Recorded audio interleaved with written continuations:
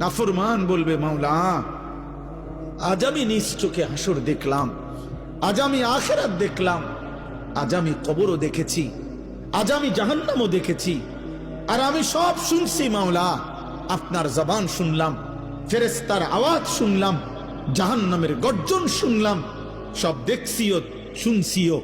কাজেই আজ আমি নিশ্চিত, ইন্না মুকিনুন, আজ আমি কবর, আখিরাত, হাসর, মিজান, ফুলসিরাত সব বিশ্বাস করছি। অতএব আজকে আপনি আমাকে এই আখিরাত থেকে, হাসরের মাঠ থেকে আপনি আমার আরেকবার দুনিয়ায় পাঠান। আমি যদি এবার যেতে পারি, না আমাল সালিহান, নেকামল করব, আমি নেকামল করব।